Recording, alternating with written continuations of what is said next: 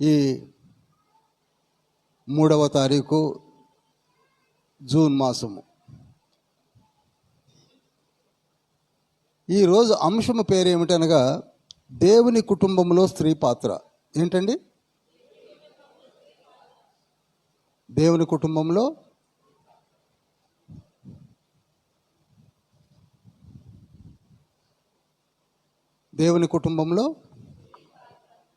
అందరూ కూడా మీ మనసులను, మీ హృదయాలను ఎంతో కష్టపడి వర్షాభావంలో వచ్చారు. నిజానికి ఇటువంటి మీటింగ్ అరేంజ్ చేయాలని నా గురువు గారు ఇక్కడనే ఉన్నారు, బీటీఎస్ గారు, తిమోతి సాల్మన్ రాజు గారు. ఆయన ఒక 6 సంవత్సరాల క్రితమే చెప్పారు, ఏమండి కుటుంబాల విషయమై ఒక మీటింగ్ కండక్ట్ చేస్తే బాగుంటుంది, నేనే దగ్గరుండి ఆర్గనైజ్ చేస్తానని కూడా అన్నారు వారు, ఒక 6-7 ఇయర్స్ బ్యాక్. వారి కోరిక ఈ దినమున తండ్రి ఈ రూపేణ మనకు అనుగ్రహించాడు. అందరం కూడా స్తుతులు చెల్లిద్దాం. మరలా చెప్తున్నాను,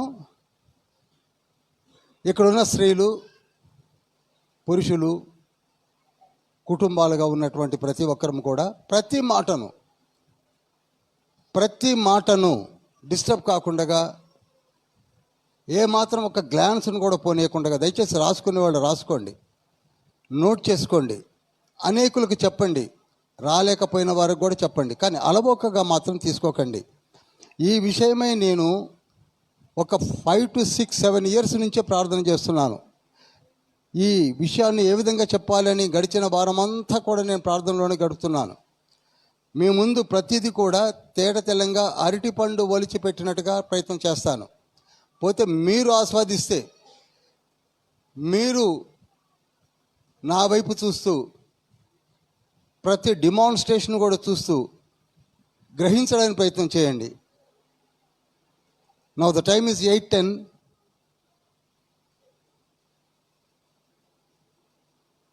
నేను టైం అయితే 1.5 hours పెట్టుకున్నాను.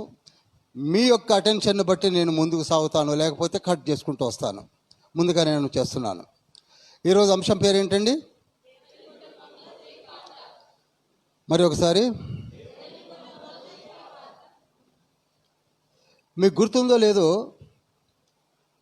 11వ తారీఖు మే నెలలో మదర్స్ డే ప్రపంచమంతా సెలబ్రేట్ చేశారు. ఏ రోజండి అది? మదర్స్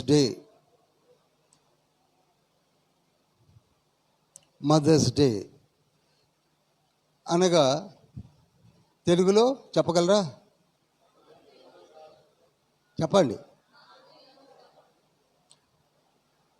నిన్నటి దినాన 2వ తారీఖున తల్లిదండ్రుల ప్రపంచ పండుగ దినోత్సవము. నిన్న ఫాదర్ అండ్ మదర్, ప్రపంచంలోనే తల్లిదండ్రులను గురించి అందరూ కూడా ఒక పండుగను జరుపుకుంటున్నారు. 2 పండుగలను పునస్కరించుకొని మనము ఈరోజు ఏర్పాటు చేసిన ఈ దినమున తండ్రి మనతో మాట్లాడబోతున్నాడు.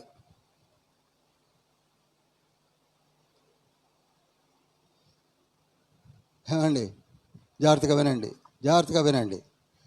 ఈనాడు నేను ఇక్కడ నిలబడ్డానంటే నాకు ఒక తల్లి ఉంది. I'm having a mother. హృదయం పెట్టి చూడండి, పరకాయ చేసి వినండి. ఈనాడు ఇక్కడ కూర్చున్న ప్రతి ఒక్కరూ ఇక్కడ ఉండడానికి కారణం ఒక తల్లి ఉన్నది. మా అమ్మ చనిపోయింది, నేనైతే ఉన్నాను. నా భార్య కూడా డిసెంబర్ 7వ తారీఖు నాడు చనిపోయింది, కానీ ఆయన కుమారులు ఇక్కడ ఉన్నారు.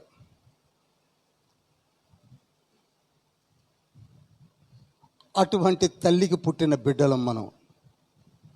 ఒక నిమిషం ఆలోచించుకోండి. ప్రపంచమంతా కూడా మదర్స్ డే అని సెలబ్రేట్ చేసుకోవడం కాదు, ఒక తల్లి ఉన్నది కనుక ఈనాడు నేను ఉన్నాను. ఒక తల్లి ఉన్నది కనుకనే మనము ఉన్నాము. ఒక తండ్రి, ఒక తల్లి ఉన్నారు కనుకనే మనమందరము ఒక కుటుంబాలుగా వచ్చాము. మీకు వినూత్నమైన సంగతులు వినబడినప్పుడు తండ్రిని ఒకసారి చెప్పట్ల ద్వారా మహిమపరచండి. ఏదో కూర్చొని వింటున్నాం అన్నట్టుగా కాకుండా ఈ చర్చిలో కొన్ని కొత్త విషయాలు నేర్పాలని ట్రై చేస్తున్నాను. అదేమిటనగా we are not just a luggage or something garbage లాగా ఇక్కడ కూర్చోవడం కాదు. మనమందరము కూడా సజీవులైనటువంటి ఆయన కుటుంబాలము.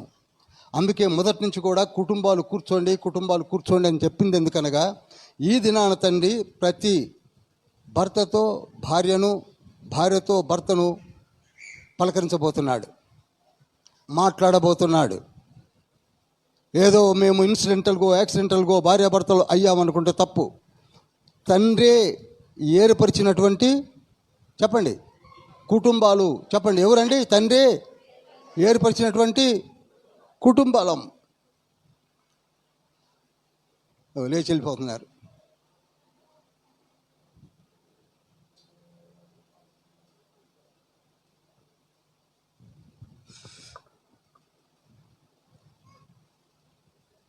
తల్లిగా ఏర్పడము ఒక బయోలాజికల్ ప్రాసెస్ అనుకుంటాం మనం. అదేదో శరీరానికి సంబంధించింది. పుడుతున్నారు, ఇది ఒక ప్రాసెస్ అనుకుంటున్నారు. అర్థమైందండి? పిల్లలు పుట్టడం అనేది బయోలాజికల్ ప్రాసెస్ అని అనుకుంటున్నాం మనం. ఏదో తల్లిదండ్రులకు మనం పుడుతున్నాము, అదేదో జరిగే ప్రక్రియ అనుకుంటున్నాం మనం. అది మనము అనుకుంటే జరుగుతున్న ప్రక్రియ కాదు. ఈనాడు మన ముందు కనపడే పిల్లలందరూ కూడా బయోలాజికల్ ప్రాసెస్ ద్వారా వచ్చిన వాళ్ళు కారు. ఒక తల్లి బయోలాజికల్గా కన్నది కాదు.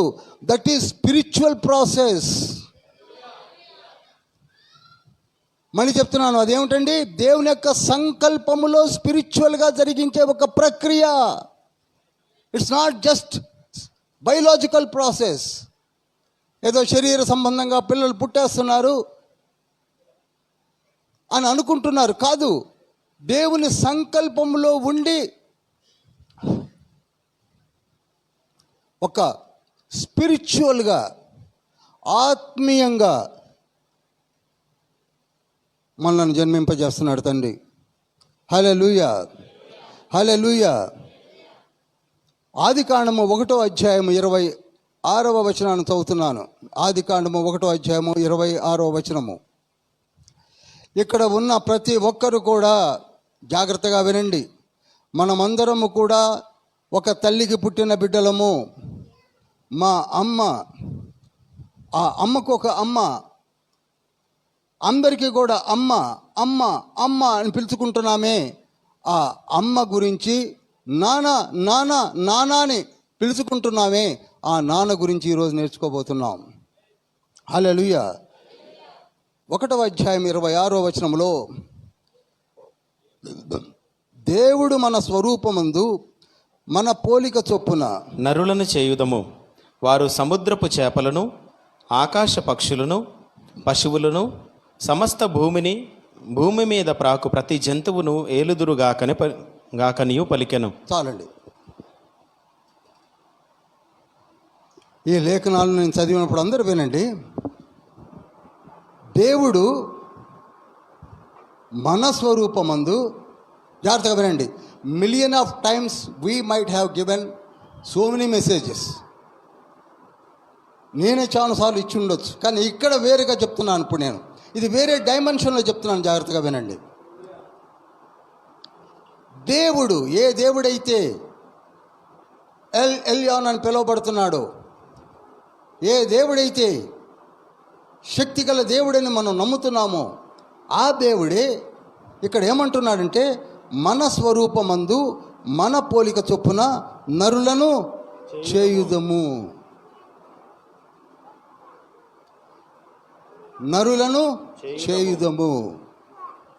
చేసిన తర్వాత వారు ఏం చేస్తారట?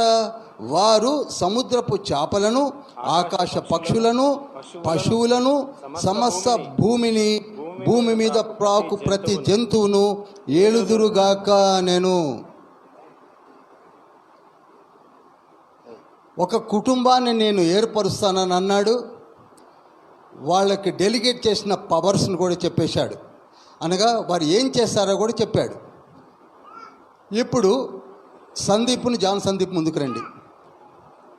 నేను డిస్టర్బ్ అవుతుందా?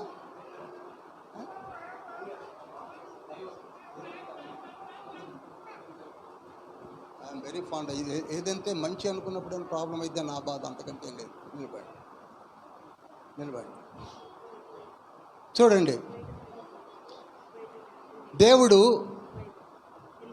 ఇద్దరిని సృజించాడు.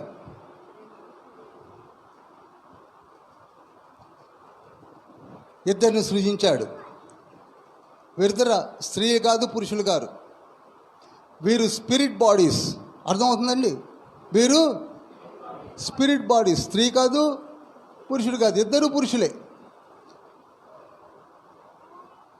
మన స్వరూపమందు మన పోలిక చొప్పున వీరిని సృష్టించాడు. ఇంతవరకు మీకు అర్థం అవ్వాలి. ఇక్కడ నుంచి మీకు ఎన్ని క్వశ్చన్స్కి ఆన్సర్ వస్తుందో ఈ నియమాలన్నీ మీకు అర్థం అవుతాయి.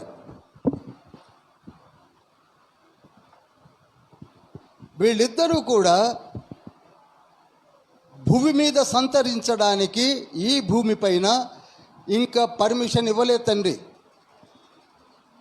సృష్టించాడు, అంతవరకే ఆయన ఎదురుగా ఉన్నారు ఇద్దరు స్పిరిట్ బాడీస్. ఎలా ఉన్నారు?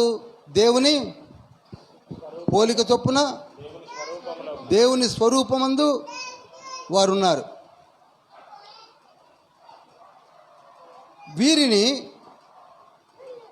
ఆడగాను మగగాను తర్వాత రూపించాడు. ఇక్కడ రెండు పదాలు కనపడుతున్నాయి మనకి, సృష్టించడము, రూపించడము. చెప్పండి, సృష్టించడము. వీరిని సృష్టించుకున్నాడు. వీరిని ఇంకా భూమిపైన సంతరించడానికి రూపించలేదు. ఇక్కడనే మనం కన్ఫ్యూజ్ అయ్యాం. ఫస్ట్ చాప్టర్లో ఉన్నాం మనం. ఇప్పుడు చూడండి, వీరిని భూమిపైన వారికి పనులు అసైన్ చేయడానికి, అప్పచెప్పడానికి ఇక ఆరంభించాడు దేవుడు.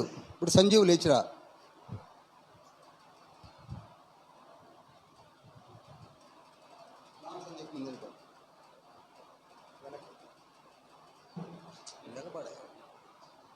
బొమ్మని చెప్తా కదా, నిలబడి ఆయన ఎదురు నిలబడి. నేను చెప్తా కదా, నిలబడి ఎట్లా అడుగురికి నిలబడి. దేవుడు నేలమంటి నుండి నరుని నిర్మించాడు. This is earthly body. దీనినే మన శరీరము అంటారు. ఒక మొదటి వ్యక్తిని తయారు చేశాడు. ముందుగా ఏర్పరిచింది రెండు స్పిరిట్ బాడీస్. అర్థమవుతుందండి అందరికీ? అర్థమవుతుందో చెప్పుకోవాలి. ఆ తర్వాత మట్టితో ఒక నరుని నిర్మించాడు. ఆ నరుని నిర్మించి వాని నాసికారంధ్రములలో ఊపిరి ఊదగా నరుడు జీవించు ప్రాణి ఆయను. అనగా ఇప్పుడు ఈ స్పిరిట్ బాడీని తీసుకొచ్చి ఆదాములో పెట్టాడు. చెప్పండి, ఇప్పుడు వెళ్ళిపో. స్పిరిట్ బాడీ ఇప్పుడు ఎవరిలో ఉన్నారండి? ఇట్లా ఉండు, ఆదాములో ఉన్నాడు. ఈ ఆదాము ఒక దినాన మరలా తన జర్నీ, తన ప్రయాణమును ముగించుకున్నప్పుడు మళ్ళీ అదే స్పిరిట్ బాడీ ముందుకొచ్చి ఈయన వెళ్ళిపోతాడు. ఈ స్పిరిట్ బాడీ తన దగ్గరికి వెళుతుంది. ఇప్పుడు ఈ ఆదాముకు ఒక సాటి అయిన సహాయి కావాలనుకున్నాడు తండ్రి. ఒంటరిగా ఉన్నాడు, ఏదైనా వనములో ఉన్నాడు, ఒంటరిగా తిరుగుతున్నాడు. తండ్రి ప్రణాళికలో ఒక సహాయం చేయాలనుకున్నాడు. ఇంగ్లీష్లో హెల్పర్ అంటారు కదండి, హెల్పర్ అంటారు. ఎందుకనగా ఒంటరిగా పనిచేస్తున్నాడు కనుక, ఒంటరిగా ఉంటున్నాడు కనుక, ఒంటరిగా ఉండకుండగా ఒక సహాయిని చేయాలనుకున్నాడు. శిల్ప నువ్వు వచ్చాయి.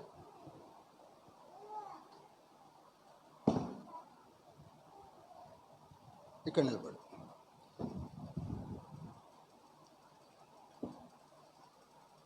ఈ ఆదామును నిద్రపుచ్చి ప్రక్కటెముకను తీసి ఆ స్త్రీని ఏర్పాటు చేశాడు.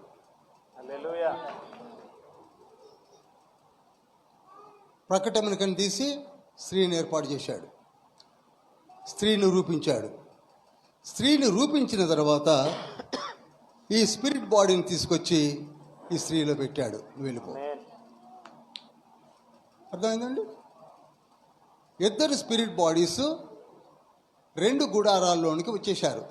ఒకరు ఆదాముగాను, మరి ఒకరు అవ్వగాను. అట్లా ఉండండి.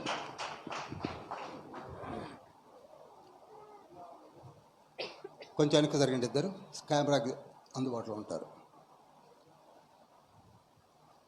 ఇప్పుడు వీరిద్దరు రూపాలు ఏమిటి చెప్పాలి? దేవుని యొక్క ఇద్దరు రూపాలు కూడా దేవుని యొక్క రూపమే, దేవుని యొక్క పోలికే. వీళ్ళిద్దరు రూపాలు కూడా అందరు వినాలి. దేవుని యొక్క ఈయన రూపమేమి ఈవిడికి లేదు. భార్య భర్తల జాగ్రత్తగా వినండి. భర్త రూపమేమి భార్యకి ఇవ్వలేదు, భార్య రూపమేమి భర్తకి ఇవ్వలేదు. ఎవరి రూపమైనా దేవుని రూపమే. ఇది నంబర్ 1. ఎందుకు చెప్తున్నాను జాగ్రత్తగా వినండి. ఇద్దరు కూడా దేవుని రూపమును పోలే ఉన్నారు. ఇద్దరు కూడా ఈక్వల్గా, సమానముగా దీవెనలు పొందుకున్నారు. సమానంగానే ఏమని దీవెనలు పొందుకున్నారు? మీరు ఇద్దరూ కూడా ఏలుబడి చేయమన్నాడు. ఇద్దరు కూడా చేపలను, జంతువులను, పక్షులను, ఇంకేదైనా కానివ్వండి, మీరిద్దరు కూడా ఏం చేయాలి? ఇక్కడ నువ్వే కాదు అంటలా. ఇద్దరు. అక్కడ ఏమన్నాడు? మరొకసారి చదవండి పాస్టర్ గారు. దేవుడు మన స్వరూపమందు మన పోలిక చొప్పున వారు సముద్ర చేపలను, ఆకాశ పక్షులను, పశువులను, సమస్త భూమి మీద ప్రాకు ప్రతి జంతువును ఏలుదురుగా కనియు పలికెను. ఓకే, ఇప్పుడు జాగ్రత్తగా వినండి ప్రతి పాయింట్. వీరిద్దరి యొక్క సృజనాశక్తిని బట్టి, నిర్మాణమును బట్టి వేరు వేరు టాలెంట్స్ కలిగి ఉన్నారు. ఇద్దరిది ఒకే టాలెంట్స్ కావు. ఇద్దరికి వేరు వేరు నిపుణతతో కలిగినటువంటి టాలెంట్ ఏమంటారు? తలాంతులు. నిపుణత కలిగి ఉన్నారు, శక్తి కలిగి ఉన్నారు. ఇద్దరికి కూడా దే ఆర్ ఈక్వల్లీ పొటెన్షియల్. ఇది నోట్ చేయాలి మీరు. They are equally potential. She is weak, he is active or potential. No, equally they were potentially given authority. ఇద్దరు కూడా ఈక్వల్ అథారిటీ ఉంది, ఈక్వల్ పొటెన్షియాలిటీ ఉంది. ఇంతవరకు అర్థమైంది కదండి? హల్లెలూయా, హల్లెలూయా. వీళ్ళిద్దరిని కూడా ఏదేని వనములో కస్టోడియన్స్గా పెట్టాడు. కస్టోడియన్స్ అనగా కావలి వారిగా, లేక దాన్ని కాపుగాయి వారుగా, దానిని చక్కగా విజిలెంట్గా చూసేవారుగా ఏర్పాటు చేశారు. ఇద్దరు కూడా ఇందులో నువ్వు ఎక్కువ చేయి, నువ్వు తక్కువ చేయి, నువ్వు తక్కువ చేయకు, ఎక్కువ చేయ కదా, ఇద్దరికి ఈక్వల్లీ డిస్ట్రిబ్యూటెడ్ వర్క్ ఇచ్చాడు తండ్రి. ఒక రకంగా చెప్పాలంటే వీళ్ళిద్దరూ ఏదైనా వనములో మేనేజర్లు అండి. అర్థమైందండి? వీళ్ళిద్దరూ ఏదైనా వనంలో మేనేజర్లు. మేనేజర్లు ఇద్దరు కూడా సాయంకాలమున వాళ్ళ బాస్ వస్తాడు దేవుడు, ఇద్దరు రిపోర్ట్ ఇవ్వాలి. ఒకళ్ళు కాదు, భార్య నువ్వు భర్త నువ్వు కాదు, ఇద్దరు రిపోర్ట్. అర్థమవుతుందండి? ఇద్దరు కూడా రిపోర్ట్ ఇవ్వాలి. ఇద్దరికి సేమ్ మ్యాండేట్ ఉంది. పనిలో ఇద్దరికి ఒకటే ఉంది, పని చేయవలసిన విధము ఒకటే ఉంది. తర్వాత వారు భూమి పైన ఈక్వల్గా పనిచేసి సాయంకాలం అయ్యేసరికి దేవునికి ఏం చేయాలండి? వాళ్ళు రిపోర్ట్ ఇవ్వాలి.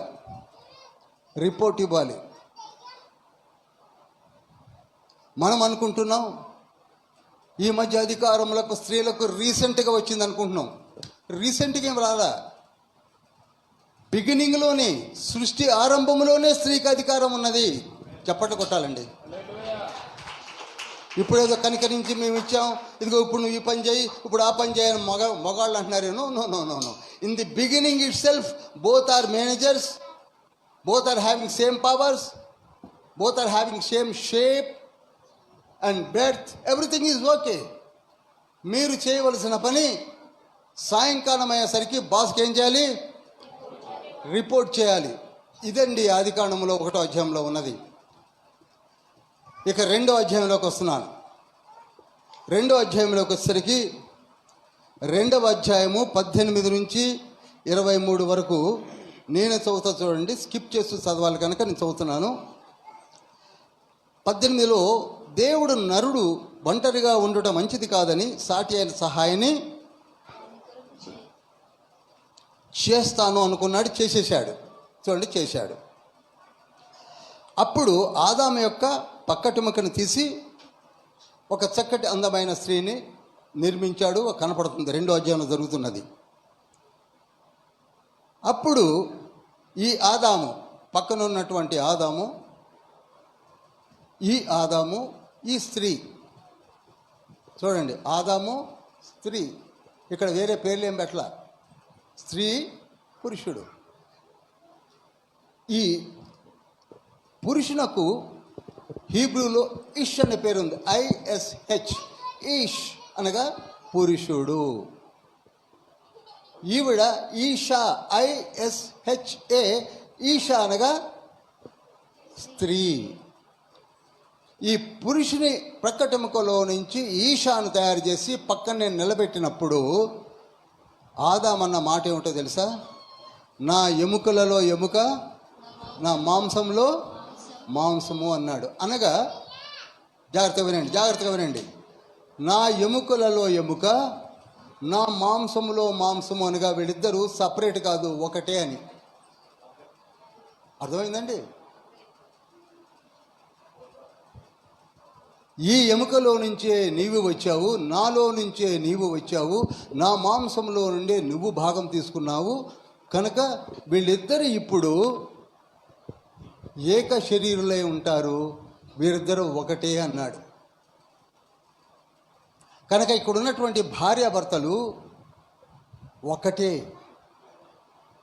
ఇదండి అసలు దేవుని యొక్క మర్మ నియమము. కొత్త నిబంధనలో, పాత నిబంధనలో తెలుసుకోవడానికి, మరి కొత్త నిబంధనలో ఈ 27 బుక్స్లో దీన్ని వివరించడానికే పరిశుద్ధాత్ముడు మనకు బాగా ప్రయత్నం చేస్తూ వచ్చాడు.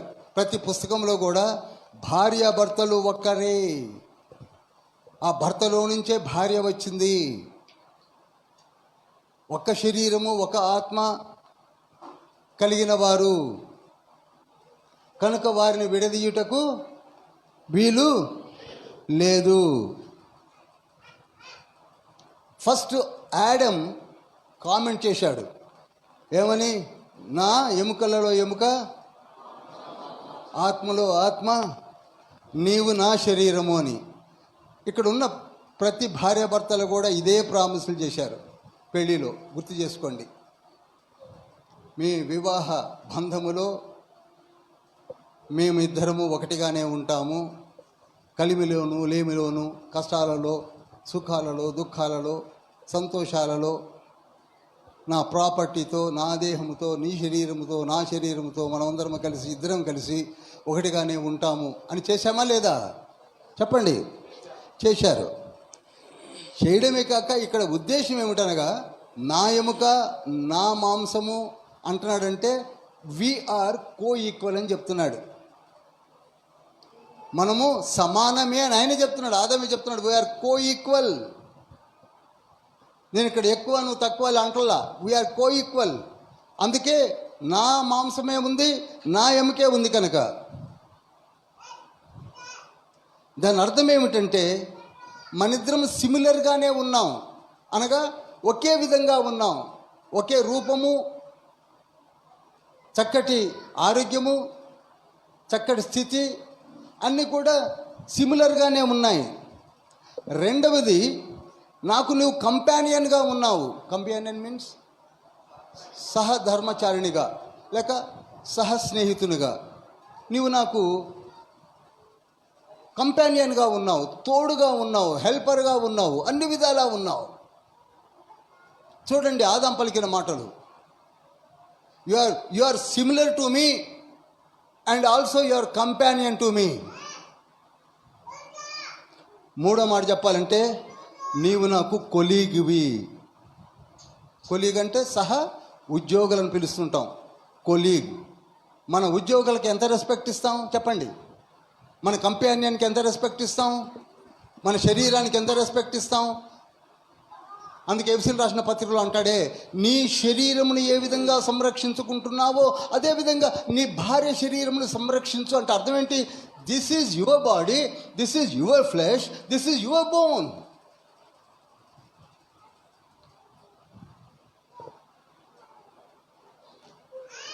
ఆదాము మొట్టమొదట పలికిన మాటలు ఏమిటనగా, you are my companion, you are my colleague and you are similar to me.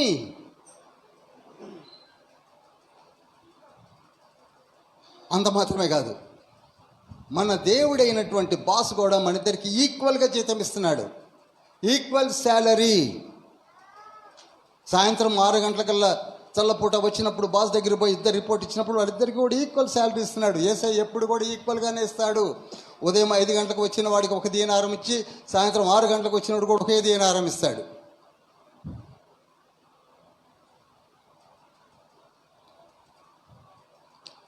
That is original plan of the God. తండ్రి యొక్క నియమం ఏమిటంటే ఇది నిర్మించిన విధము 1వ అధ్యాయము,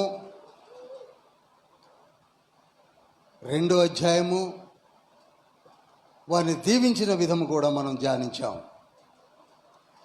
ఇక 3వ అధ్యాయంలోకి వచ్చేసరికి సర్పము స్త్రీ దగ్గరికి వచ్చింది.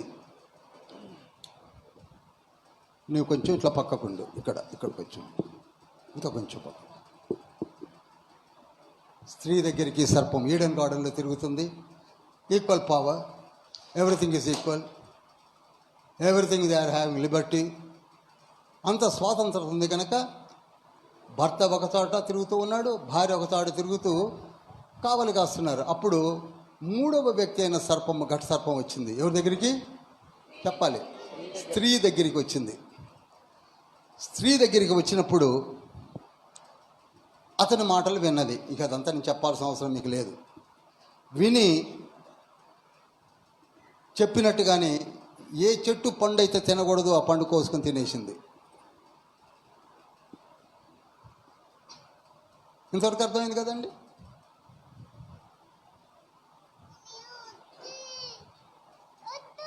ఈ స్త్రీ ఏం చేయాలి? ఒక 3వ వ్యక్తి తన కుటుంబంలోనికి వచ్చాడు. అర్థమవుతుంది కదండి? 3వ వ్యక్తి తన కుటుంబంలోనికి వచ్చినప్పుడు ఈ స్త్రీ భర్తకు చెప్పాలి. చెప్పలా. దేవునికైనా చెప్పాలి. అయ్యా, సాయంత్రం పూట వచ్చినప్పుడు ఎవరో ఒక అతను వచ్చి నన్ను ఒక ట్రబుల్ పెడుతున్నాడు, అద్దీని ఇద్దేనని చెప్పలా. ఏం చేసింది? తనకు తానే అభారం పెట్టుకుంది, మాట్లాడేసేసి అతను చెప్పిందంతా విని పండు కోసుకున్నది, తినేసింది. ఇంతవరకు అర్థమైంది కదండి. తనకున్న స్వాతంత్రమును వమ్ము చేసుకుంది.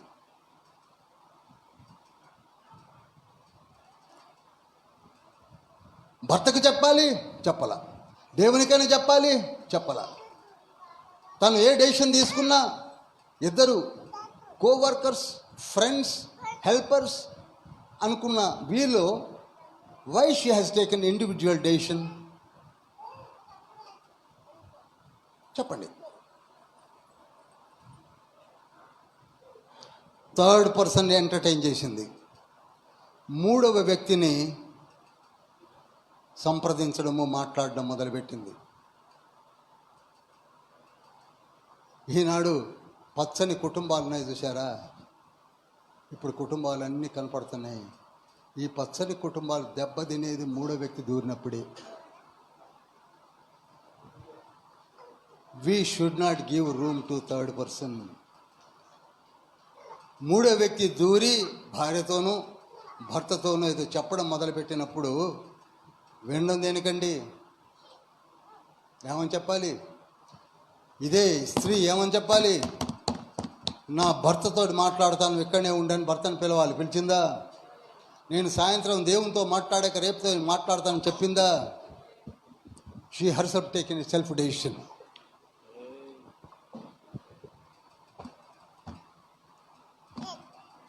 తినేసింది. తినేసి తీసుకుని వచ్చింది, నువ్వు దగ్గరికి వచ్చింది, అట్లా భర్త చేతికి ఇచ్చింది. నేను తిన్నాను, నువ్వు తినమని. నేను పండు చూశాను, నువ్వు తిన్నామంటే అని తినేశాను. ఈ స్టోరీ ఒకసారి ఇదే చర్చిలో చెప్పాను, ఇప్పుడు ఎక్కువ దాన్ని చెప్పను. ఇప్పుడు ఒక క్షణం తప్పరాయించాడు. ఇప్పుడు నేను తినాలనా వద్దా? జాగ్రత్తగా వినండి. ప్రతి భర్త భార్య విషయంలో ఇలానే ఆలోచిస్తాడు. ఇప్పుడు తినాలనా వద్దా? ఇంతకుముందు ఒక పాట పాడాడు కదండి, ఒక కవిత్వం రాశాడు కదా. నా ఎముకలో ఎముక, నా మాంసంలో నా మాంసం, నా ప్రాణంలో నా ప్రాణం, నువ్వే నా కొలీగు, నువ్వే నా ఫ్రెండ్, నాకే నా హెల్పర్, నువ్వే నాకు అన్నాడు. కనుక ఏం చేశాడు? ఇప్పుడు సాయంత్రం అవుతుంది, టైం అయిపోతుంది, తండ్రి వచ్చాడంటే ఏదో అయిపోద్దని ఏం చేశాడంటే సరే గబగబిచ్చి అని చెప్పి తినేశాడు. అంటే ఈ భర్త ఆదాము స్త్రీని సపోర్ట్ చేశాడు ఇండైరెక్ట్గా. చెప్పండి కొట్టండి. స్త్రీలారా, భర్తలు ఎప్పుడు భార్యను సపోర్ట్ చేస్తారు. పైకి గంభీరంగా ఉంటారు, కానీ అదే భార్య మీదకి ఎవరో మీదకి వచ్చారంటే ఎలా వెళ్ళిపోతాడండి భర్త? తెలుసు కదా ఎలా వెళ్ళిపోతాడు. ఎవరది నా భార్యను అన్నది, నరికేస్తా, పొడి చేస్తా అని పరిగెత్తుంటారు. మీరు చూశారు కదా. పొడుస్తాడో నరుకుతాడో అది వేరే విషయం. అంత సపోర్ట్ చేసే భర్త ఉన్నాడు. తండ్రి యొక్క నియమం అది. హల్లెలూయా. భార్యని సపోర్ట్ చేయడానికి తినేశాడు. తీరా ఈవినింగ్ బాస్ వచ్చేసాడు, దేవుడు వచ్చేసాడు. ఆదామా అవ్వ ఇంక ముందుకు రావట్లే. చివరికి గట్టిగా అరిచేసరికి వచ్చారు. ఏమిటి మీ పరిస్థితి అనేసరికి ఆదాం అంటున్నాడు, ఏమని? ఏ కంప్లైంట్ ఇవ్వట్టే జాగ్రత్తగా వినండి. పెద్ద కంప్లైంట్, నువ్వు నాకు ఏ స్త్రీనైతే ఇచ్చావో ఆ స్త్రీ తెచ్చిన పళ్ళు తినేశాను అన్నాడు. అంతే. ఏమన్నాడండి? మీరు తప్పేముందండి? అంతేగాని దీని వెంటనే తరుము, దీన్ని తీసేయి, ఇంకొక అబద్ధే అని అనలా అన్నాడా? అక్కడ చూడండి, మీరు జాగ్రత్తగా చదవండి. కంప్లైంట్ ఇవ్వట్లా. అబ్బో చాలా నేను పక్కకి వెళ్తే ఎక్కడెక్కడ పెత్తనాలు కొడుతుంది, ఎక్కడెక్కడ తిరుగుతుంది, అసలు నాకు చెప్పకుండానే కోసుకొచ్చుకుంది, నాకు చెప్పకుండా తినేసింది, నాకు అన్నీ ఏమీ తెలియదు అని అన్నాడు. ఏమంటలా? నువ్వు ఇచ్చిన స్త్రీయే, ఆదికాండం 3:12 అంటాడు, నువ్వు ఇచ్చిన స్త్రీనే నేను తిన్నాను అన్నాడు. దేవునికి అన్నీ తెలుసు కనుక వెంటనే మీరిద్దరే కలిసిపోయి కూర్చోండి అన్నాడు. కూర్చోండి. చప్పట్లు కొట్టండి ఒకసారి. ఇప్పుడు దేవుడు ఫస్ట్ తీర్పు, ఏమండి ఇది జాగ్రత్త గుర్తుపెట్టుకోండి, ఫస్ట్ జడ్జిమెంట్, ఈ భూమి పైన మొట్టమొదటి తీర్పు తీర్చినది ఇక్కడే 3వ అధ్యాయంలోనే. భార్యను భర్తను కూర్చోబెట్టాడు. చెప్పండి అన్నాడు. అవంటుంది, అయ్యా ఒక గడ సర్పం వచ్చింది, ఆ సర్పం చెప్పినట్టుగా నేను చేశాను అంది. సర్పమా కమాన్ అన్నాడు. సర్పం వచ్చి నిలబడ్డాడు. నీవు ఎందుకు ఇలా చేశావు అని అడిగితే, మీ కుటుంబానికి నేను నా మినిస్ట్రీని స్టార్ట్ చేశాను అంది.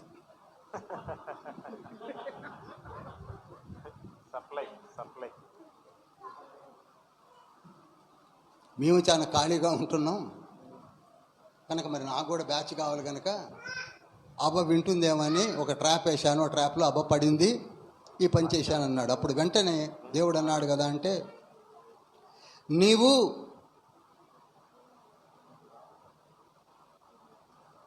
స్త్రీ సంతానము నుండి వచ్చే సంతానముతో నిన్ను చితక తొక్కిస్తాను అని చెప్పాడు. హల్లెలూయా. ఎవరి సంతానంతో అండి? స్త్రీ సంతానముతో. స్త్రీ సంతానముతో. ఇప్పుడు దీనివల్ల జరిగింది ఏమిటనగా, ఈ పండు తినడం వల్ల జరిగినటువంటి నష్టాలు ఏమిటనగా, నోట్ చేయండి, వాళ్ళ ఇద్దరు జాబ్స్ పోయాయి. ఏమండి? ఫ్రీగా హ్యాపీగా ఊరి తిరగడమే, ఆ జాబ్ పోయింది. ఫస్ట్ జాబ్ పోయింది. రెండవది పోతే పోయింది ఉద్యోగం. ఇల్లు పోయింది. ఇల్లును కూడా పోగొట్టుకున్నారు. బయటికి తరమాల్సేసాడు, తండ్రి తరిమేసేసాడు. ఈడెన్ గార్డెన్లో ఉండకుండా బయటికి తరిమి పారేశాడు. ఇప్పుడు ఏం పోయిందండి? జాబ్ పోయింది, 2 ఇల్లు పోయింది, 3వది ప్రతిరోజు సాయంత్రం బాస్ వచ్చి మాట్లాడే ఆ సత్సంబంధాలు పోగొట్టుకున్నారు. అసలు తండ్రి వచ్చి మాట్లాడమే మానేశాడు. 4వది శాపాలు వచ్చాయి, కర్సెస్ వచ్చాయి. ఒక చిన్న మిస్టేక్ కుటుంబంలో ఎంత దూరం తీసుకెళ్ళిందో ఆలోచించమని చెప్పడానికే నేను ఈ దినమున కుటుంబంలో స్త్రీ పాత్ర అనే మెసేజ్ని చెప్పడానికి నేను ఆశపడ్డాను. ఒక చిన్న మిస్టేక్, భర్తకు చెప్పకుండా థర్డ్ పర్సన్తో మాట్లాడడము స్త్రీ చేసిన మిస్టేక్. అందుకే ఈ రోజులలో 1 తిమోతి పత్రిక 2వ అధ్యాయము 11వ వచనం చదువుతారా? 12వ వచనము 12. స్త్రీ మౌనముగా ఉండవలసినదే గాని ఉపదేశించుటకైనను పురుషుని మీద అధికారం చేయుటకైనను ఆమెకు సెలవియ్యను. మొదట ఆదామును తరువాత హవ్వయును నిర్మింపబడిరి కారా? మరియు ఆదాము మోసపరచబడలేదు గాని స్త్రీ మోసపరచబడి అపరాధములో పడెను. చూడండి, వెరీ క్లియర్గా తండ్రి మళ్ళీ ఆఫ్టర్ 4000 years తర్వాత స్త్రీ మోసపరచబడ్డది. స్త్రీని తర్వాత పాపము అతను డైరెక్ట్గా మోసపరచబడలేదు, కానీ స్త్రీ గురించి అతను కూడా మోసంలో పడిపోయాడు. ఇప్పుడు స్త్రీ తనకున్నటువంటి, అర్థమవుతుందండి అందరికీ, స్త్రీకున్నటువంటి స్వాతంత్రతను, స్త్రీకున్నటువంటి హక్కును ఆవిడే ఒక రకంగా కాల రాసుకుంది. అందుకే ఉద్యోగం పోయింది, ఇల్లు పోయింది, గార్డెన్ పోయింది, దేవునితో సాంగత్యం పోయింది, మంచి ఈడెన్ గార్డెన్లో నుంచి బయటికి తోసివేయబడింది. కష్టాలు మొదలైనవి, కర్సెస్ స్టార్ట్ అయినాయి, శాపాల మీదకి వచ్చేసాయి. దీని అంతటికీ కారణము స్త్రీ చేసిన అనవసరపు పెత్తనము. ఈ రోజుల్లో కూడా చూడండి, స్త్రీలు తమ ప్రాబ్లమ్స్ అన్నీ కూడా పక్కనున్న వదినకు, ఇటు పక్కనున్న అక్కకు, పంపుల దగ్గర ఉన్నటువంటి తీర్పర్లకు, ఇంకా కాదంటే ఇంకొక ఊరికి పోయి ఇంకొకరికి చెప్తారే తప్ప తనకున్న ప్రాబ్లంను భర్తకు చెప్పరు, మోకాళ్ళుని దేవునికి చెప్పరు. సేమ్ థింగ్, ఆనాడు ఏదైతే జరిగిందో ఈనాడు అదే జరుగుతుంది. కుటుంబాలు ఎందుకు శాపాలకు గురవుతున్నాయనగా స్త్రీ ఏం చేసిందండి? అనవసరమైన పెత్తనం. అందుకే అక్కడ స్త్రీలను అన్నెసరీ పెత్తనాలు చేయొద్దన్నాడు. లేఖనం అది అపార్థం చేసుకుంది. ఇది ఆ పెత్తనాన్ని తీసుకొచ్చి ఎక్కడికో యాడ్ చేసి ఎటెటో పోయారు మనోళ్ళు. స్త్రీ ఏం చేస్తుంది? మన వాళ్ళని అపార్థం చేసుకొని ఎవరెవరికో చెప్తుందే తప్ప దాని ఇంటి గుట్టును బయటికి తీసుకెళ్ళకూడదు కదా. మూడో వ్యక్తికి ఎంటర్టైన్మెంట్ ఇవ్వకూడదు కదా. ఆదాము కుటుంబము కూలిపోవడానికి కారణము మూడవ వ్యక్తిని ఎంటర్టైన్ చేసినందుకే కదా. అప్పుడు దేవుడు అన్నాడు అవ్వతోటి, అవ్వ అనలేదు, ఓ స్త్రీ, సుదీర్ఘంగా మీ వాదనలు వింటే మొత్తం ఇష్యూకి కారణమే నువ్వు. ఈ ప్రాబ్లం అంతటికి కారణం ఎవరు చెప్పరేమండి? స్త్రీ అనలేరేమో కానీ అనండి, ఏం పర్లేదు. కారణం ఎవరండి? స్త్రీ. అయినా ఈ స్త్రీని కాపాడడానికి ఈ పురుషుడు ఎందుకు ముందుకు వచ్చాడు అనుకుంటున్నారు? ఈ పురుషుని యొక్క మహిమ స్త్రీ. చెప్పండి, కొట్టండి. 1 కొరింథీ పత్రిక 11వ అధ్యాయము 7వ వచనం చదువుతారా?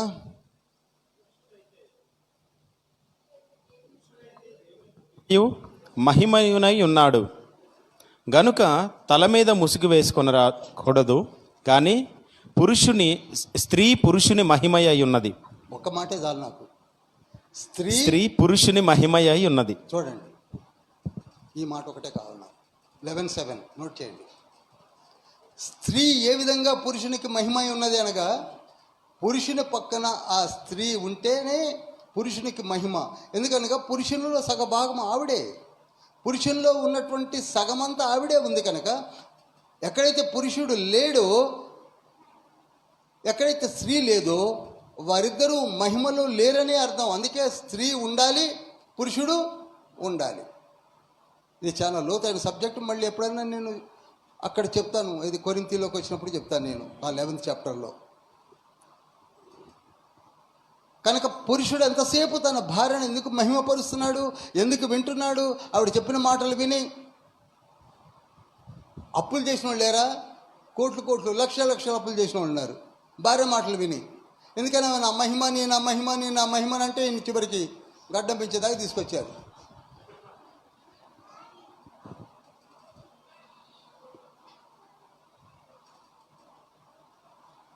కనుక ప్రియులారా, పెత్తందారి చేసి ఏ స్త్రీ అయితే తప్పు చేసిందో అప్పుడు ఆ కుటుంబంలో కష్టాలకు కారకురాలైంది.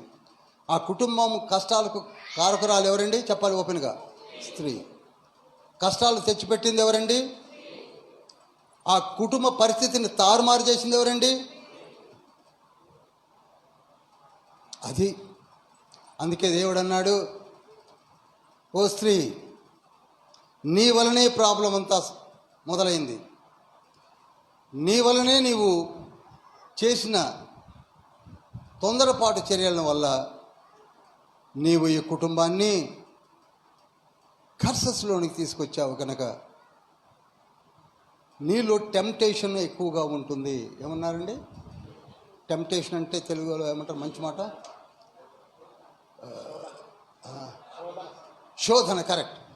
శోధనలోనికి నువ్వు తొందరగా పడతావు. అందుకే చూడండి, స్త్రీలు తొందరగా శోధనలు పడతారు. బట్టల షాపును చూసినా, నగల షాపును చూసినా అసలు వెంటనే శోధనలోకి వెళ్ళిపోతారు. ఎందుకని ఇది అక్కడి నుంచి వచ్చింది. ఈ బ్రీడ్ జెనెటిక్ ప్రాబ్లం ఇది. అయితే తండ్రి అన్నాడు, నీ నుండి శోధన వచ్చింది కనుక ఈ శోధనలో నుంచే రిడీమను తెస్తా అన్నాడు, రక్షకుడు తెస్తా అన్నాడు. నీకెంత శోధన అయితే ఉందో ఆ శోధనలో నుంచే రక్షకుడిని తీసుకొని వస్తాను అన్నాడు. నీవే వీటికి కారణం కనుక నీవే వీరిని రక్షించడానికి నిన్నే మూలస్తంభంగా నిలబడతానని తండ్రి ప్రామిస్ చేశాడు. ఇప్పుడు చెప్పండి, స్త్రీలో నుండి ఏమొచ్చింది? శోధన వచ్చింది. శోధనలో నుండి ఇప్పుడు ఏమొచ్చింది? రక్షణ వచ్చింది. అందుకే స్త్రీలో నుండే రక్షణ వస్తుంది. ఆ రక్షకునితోనే ఏ సాతానుడు వచ్చి నిన్ను శోధించాడో ఆ శోధనని తొక్కుతా ఉన్నాడు.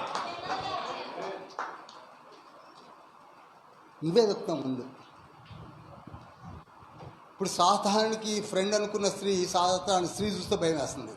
ఎందుకంటే ఆ స్త్రీలో నుంచే కదా రక్షకుడు వచ్చేది. అర్థమవుతుందండి?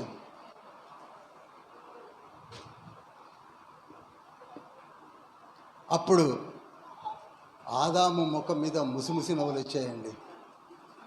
దేవుడు శపించాడా, దీవించాడా?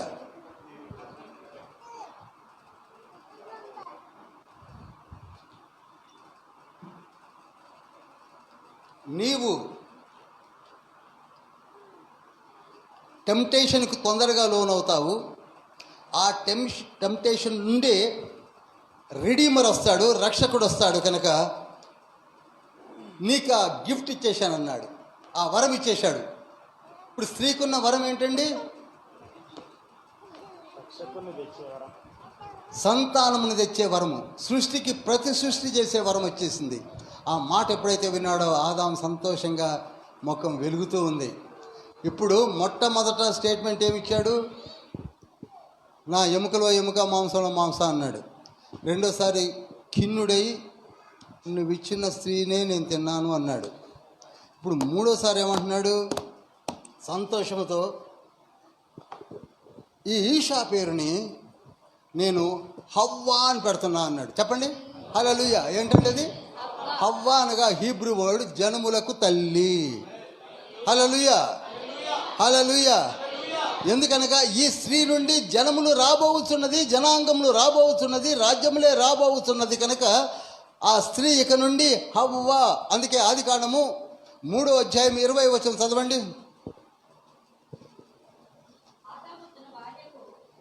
హవ్వా అని పేరు పెట్టి జీవము గల ప్రతి వానికి తల్లి అన్నాడు.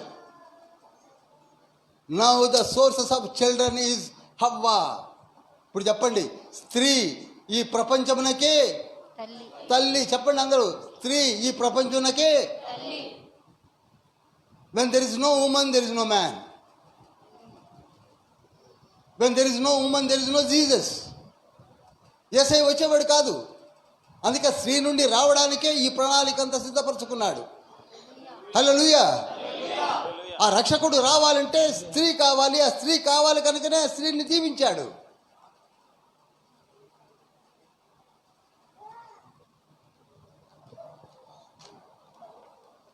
ఆ విధంగా ఆదాము ఎంత సంతోషించాడంటే, తనక ఇప్పుడు మగవాళ్ళు పిల్లల్ని కనే శక్తి ఉందండి? చెప్పరు? లేదు. మగవాళ్ళ పిల్లల్ని కనే శక్తి లేదు. పిల్లలను కని జనములకు తల్లిగా ఉండే శక్తిని ఒక స్త్రీకే ఇచ్చాడు. అందుకే ఎవరైనా సరే స్త్రీని చూసిన వెంటనే దీవించేది జనములకు తల్లి. వివాహాల్లో అందరూ కూడా ఇదే విధంగా దీవిస్తూ ఉంటారు. అమ్మా, నువ్వు జనములకు తల్లి అవుతావు. సీడ్ భర్తది, తల్లి జనములను ప్రొడ్యూస్ చేస్తుంది. ఏ విధంగా తీర్పు తీర్చాడు? ఫస్ట్ జడ్జిమెంట్ అంటారు దీన్ని. ఏమంటారండి? మొట్టమొదటి తీర్పు. చివరి తీర్పు కూడా ఇలానే ఉంటుంది. యుగాంతములో యేసయ్య సింహాసీనుడై కూర్చుంటాడు. యేసయ్య సింహాసనుడై కూర్చుంటాడు. కడపటి ఆదాము ఉంటాడు. ఆ కుడి పక్కన వధువు సంఘము మనం నిలబడి ఉంటాం. హల్లెలూయా. కుడి పక్కన ఎవరుంటారు? వధువు సంఘము. ఎడమ పక్కన ఆయన మాట వినని జనాంగము, పాపమునకు సాతాను అనుచరులుగా మారిపోయిన వారందరూ ఎడం పక్కన ఉంటారు. సాతానుని చూసి అంటాడు, సాతానుడా, ఇక నీ పని అయిపోయింది. మొట్టమొదట చేసిన తప్పుకు ఇంతవరకు నేను వదిలేశాను, కానీ ఇప్పుడు పోయి అగ్ని గుండంలో పడిపోమ్మని తీసుకెళ్ళి అందులో పారేస్తాడు. అదే ప్రకటన గ్రంథము 20వ అధ్యాయం 10వ వచనంలో ఉంది. ఈ విధంగా యుగాంతంలో కూడా అదే విధంగా తీర్పు తీర్చబోతున్నాడు. First judgement and last judgement కూడా మన ముందు ఉంచేది ఎవరిని? స్త్రీని. స్త్రీ ఎవరు అనుకుంటున్నారు? మనమే. మనం ఎంత నికార్సుగా ఉండాలనో, వరుని చూసి ఏ విధంగా మనం జీవించాలనో, ఏ విధంగా ఉండాలనో ఇప్పుడు మనం నేర్చుకోబోతున్నాం. హల్లెలూయా. కనుక ప్రియులారా, దేవుని కుటుంబంలో స్త్రీకున్న బాధ్యతలు, పురుషునికున్న బాధ్యతలు కూడా నేను చెప్పాను.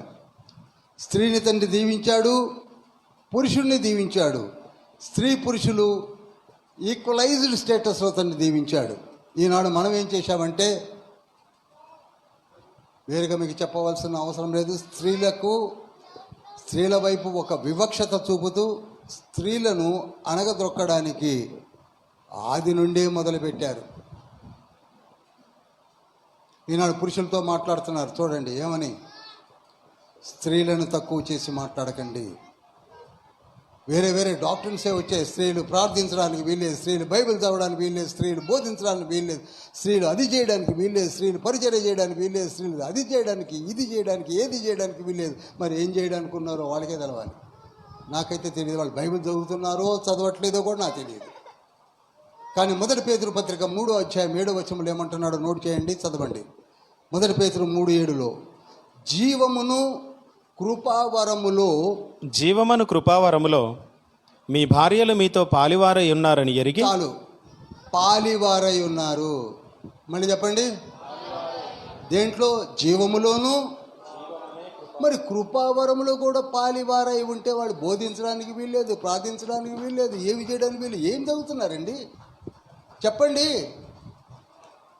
స్త్రీకి కృపావరములో పాలే లేకపోతే జీవములోను కృపావరములోను నీతో పాటు ఈక్వల్ అని చెప్తుంది లేఖనం. మనకెందుకు వస్తుంది వివక్షత? ఎందుకు స్త్రీలను తక్కువ చేసి మాట్లాడుతున్నారు? బోధించడానికి వీల్లేదని ఎందుకంటున్నారు?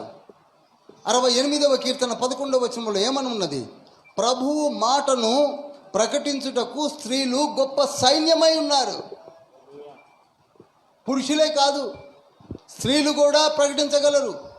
పురుషులే కాదు, స్త్రీలు కూడా నా మాటను ప్రకటిస్తారని లేఖనమే చెప్తుంది.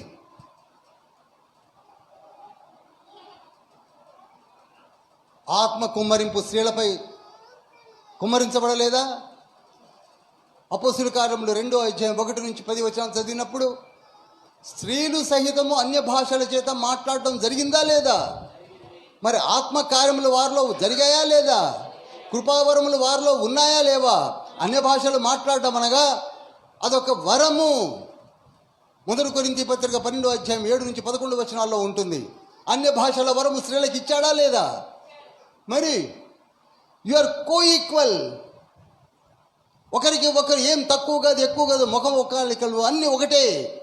మీరిద్దరు సేమ్ బాస్కి రిపోర్ట్ చేయాలి. సేమ్ బాస్కి ఈనాడు మీరిద్దరు కూడా తండ్రికి రిపోర్ట్ చేయాలి. అన్ని విషయాల్లో, మీకు ఇచ్చిన పిల్లల విషయాల్లో, ఉద్యోగాల విషయాల్లో, వ్యాపారం విషయాల్లో, కృపావరము విషయాల్లో, అన్ని విషయాల్లో రిపోర్ట్ చేయాలి. ఒకటి మాత్రం చేయొద్దన్నాడు, పెత్తనం కొట్టొద్దన్నాడు. 3వ వ్యక్తి దగ్గర పోకొద్దన్నాడు. ఎందుకంటే మగవాళ్ళకి ఆ నైజం లేదు, ఆడవాళ్ళకు ఉంది. కనుక ఆడపిల్లలారా పెత్తనం చేయకండి కానీ ప్రార్థన చేయమన్నాడు, పెత్తనం చేయకండి కానీ బోధించమన్నాడు, పెత్తనం చేయకండి కానీ ప్రకటించమన్నాడు, పెత్తనం చేయకండి కానీ ప్రార్థనలు అన్నీ అర్పించమన్నాడు. దేవుని దృష్టిలో స్త్రీ అని పురుషుడని ఏ భేదము లేదన్నాడు గలతీయులకు రాసిన పత్రిక 3:28. ఇక్కడ వివక్షత ఎందుకు వచ్చింది?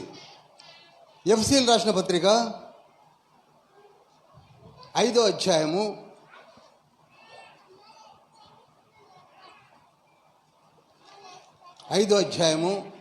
22వ వచనం చదువుతున్నాం చూడండి. ఎఫ్సి 5:22 స్త్రీలారా ప్రభువునకు వలె మీ సొంత పురుషులకు లోబడి ఉండుడి. స్త్రీలతో చెప్తున్నాడు, మీరు మీ భర్తలకు లోబడి ఉండాలి.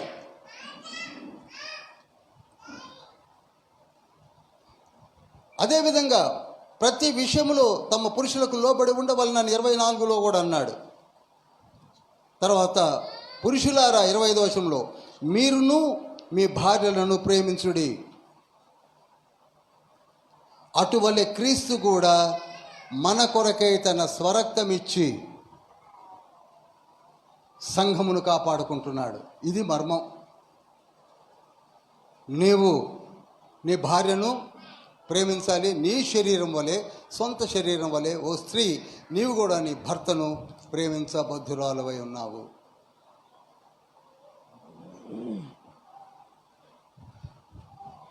ఎందుకంటే మొట్టమొదట పాట పాడేవుగా, నా ఎముకలో ఎముక, మాంసంలో మాంసం అని. Same thing applicable today also. ఒకటే మనసు, ఒకటే హృదయము, ఒకటే శరీరం, ఒకటే మహిమ. ఒక చిన్న మర్మం లాంటి మాట చెప్తాను, అందరికీ అర్థమవుతుందో. స్త్రీ పురుషునికి రిపోర్ట్ చేయాలి, పురుషుడు యేసయ్యకి రిపోర్ట్ చేయాలి, యేసయ్య దేవునికి రిపోర్ట్ చేయాలి. ఇప్పుడు స్త్రీ భర్తకు రిపోర్ట్ చేయమన్నారు కనుక భార్య వీకు, భర్త స్ట్రాంగ్ అనుకుంటున్నారు మనోళ్ళు. మరి అలా అంటే యేసయ్య దేవునికి రిపోర్ట్ చేస్తున్నాడు.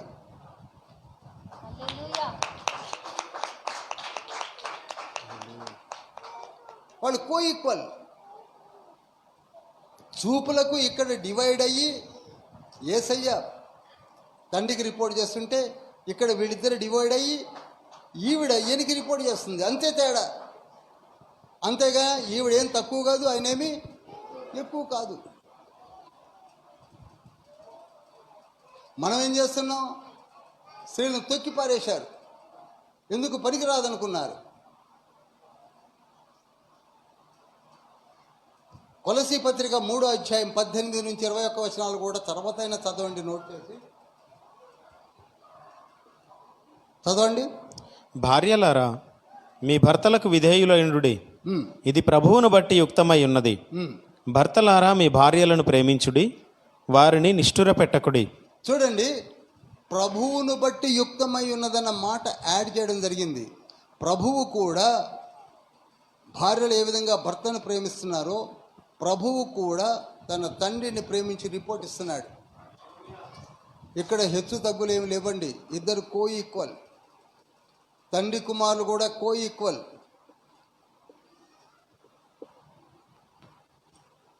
మనము అనవసరంగా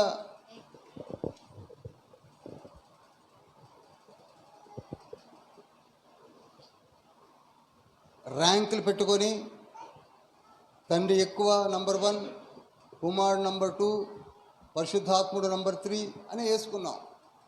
మనం గ్రేడ్స్ వేసుకున్నాం. కానీ స్త్రీలు పురుషునితో ఏక మనస్సు కలిగి హెల్పర్గా ఉండాల్సిందిగా దేవుడు ఈరోజు మనతో మాట్లాడుతున్నాడు. మీకు మాట చెప్పాలా? పరిశుద్ధాత్ముడు కూడా మనకి హెల్పరే. హల్లెలూయా. మీకు సహాయకునిగా ఉండునట్లుగా నేను వెళ్ళి పరిశుద్ధాత్మను మీ యొద్దకు పంపిస్తానని యేసయ్య చెప్పాడు కదండి. అంటే ఇప్పుడు పరిశుద్ధాత్ముడు మనకి ఎలా హెల్పర్గా ఉన్నాడో, అదేవిధంగా స్త్రీ ఆ టైటిల్ కలిగి పురుషుని పక్కన హెల్పర్గా ఉన్నది. మనకి సహాయం చేసే పరిశుద్ధాత్ముడు మనకంటే తక్కువనా? చెప్పండి, తక్కువ కాదు కదా. మనకు సహాయం చేసే భార్య నీకంటే తక్కువ అని ఎందుకు అనుకుంటున్నావు? సహాయకులుగా ఉన్నంత వరకు తక్కువలో ఎక్కువలేమి ఉండదు, ఉండకూడదు. కో ఈక్వల్. ఒకే శరీరము, అంతా ఒకటే, ఒకే ఊపిరి.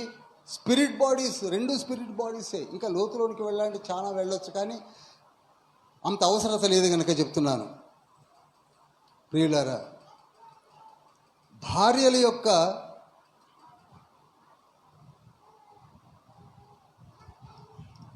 అన్డ్యూ అడ్వాంటేజెస్ తీసుకున్న కుటుంబాలు ఉన్నాయి. భర్తను తొక్కి పారేసిన స్త్రీలు కూడా ఉన్నారు. అసలు కొందరు ఇంటికి రావడానికి భయం వేసి బజార్లోనే తిరుగుతున్నారు. నిజమండి. అడిగితే ఇంటికి పోతే తలకాయ నొప్పి బ్రదర్, ఇక్కడనే బాగుంది అంటున్నారు.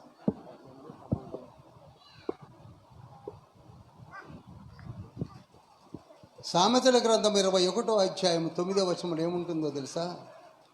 జగముండి దానితో సంసారము చేయట కంటే మిద్దె మీద ఒక మూలన కూర్చోవడం మేలనుంది.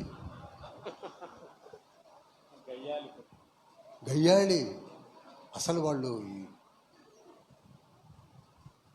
ఈక్వల్ అనేసరికి ఈక్వల్ ఎక్కడిది ఇంకా దాటైపోయారు. డ్యూటీ చేసి వచ్చినోండి. 19 వచ్చిన చదవండి, గబాన్ని తీసిన వాళ్ళు ఎవరిని ఉంటే. ప్రాణము విసిగించు జగడగొండి దానితో కాపురం చేయుట కంటే అరణ్య భూమిలో నివసించుట మేలు. కరెక్ట్ అండి. ఒక రాగి చెంబు, ఒక కమండలము, హిమాలయకి వెళ్ళాడట. దేనికి? దేవుడు ఏర్పరిచింది అందుక. అరే మీరు హెల్పర్సు, కోఈక్వలు అంతా బాగున్నప్పుడు పాడే పాటలు ఇవి. నా ప్రాణమా, నా మహిమ, అబ్బా చివరికి ఏమైపోయిందండి? రాగి చెంపులు కొనుక్కుంటున్నాడు, గడ్డాలు పెంచుకుంటున్నాడు. దేవుని కుటుంబం ఎలా ఉండాలో ఇప్పుడు దాకా చెప్పాను. పిల్లలు తండ్రి ఇచ్చినటువంటి జ్యోతులు. మొట్టమొదటి దీవెనే అది. నీవు శిశు ప్రసూతి ద్వారా అన్నాడు కదా 1 తిమోతి పత్రిక 2వ అధ్యాయం 15వ వచనంలో. శిశు ప్రసూతి ద్వారా సృష్టికి ప్రతి సృష్టి చేసి రక్షణ పొంది రక్షణనిస్తావు అని చెప్పాడు తండ్రి. హల్లెలూయా! అంత గొప్ప ఆధిక్యత, అంత గొప్ప తల్లి ఒడి. అసలు తల్లి ఒడిలో పెరగని కుమారుడు లేక మగవాడు ఎవరైనా ఉన్నారా? చెప్పండి.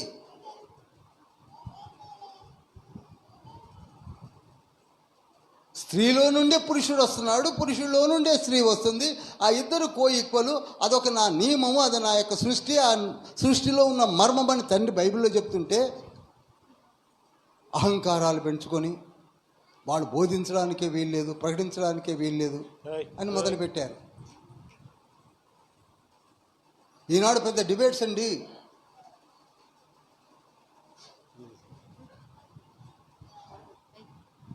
నేను ముగించేస్తాను చూడండి. రోమిల్ రాసిన పత్రిక 16వ అధ్యాయం 1వ వచనం చదవండి. కెంక్రేయాలో ఉన్న సంఘ పరిచారకురాలకు ఫీబే అను మన సహోదరిని పరిశుద్ధులకు తగినట్టుగా ప్రభువునందు చేర్చుకొని ఆమెకు మీ వలన ఏది కావాలో చూసుకోమని చెప్పేసి రోమాకు ఒక లెటర్ రాశాడు. అంటే ఏంటంటే ఇక్కడ ఫీబే అనే ఒక స్త్రీ ఉందే, ఆ స్త్రీ డీకనెస్, సంఘ పరిచారకురాలు, పరిచర్య చేసే స్త్రీ.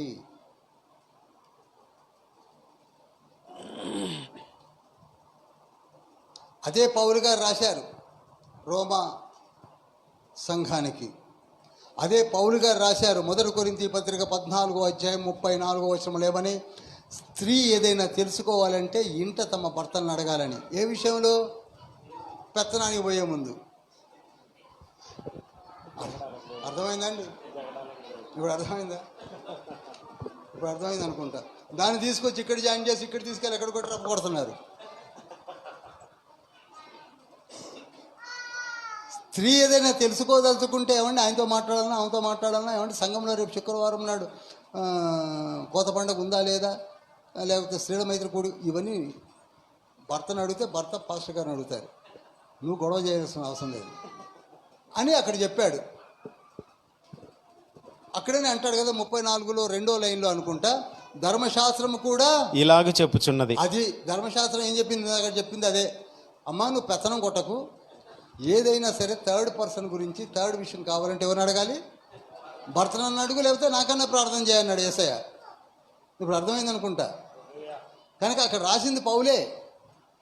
అదే రాసిన పౌలు రోమపత్రికలు ఏమన్నాడు? నేను ఒక స్త్రీని పంపిస్తున్నాను, ఆమె సంఘ పరిచారకురాలు, ఆవిడకు లెటర్ ఇచ్చి పంపిస్తున్నాను.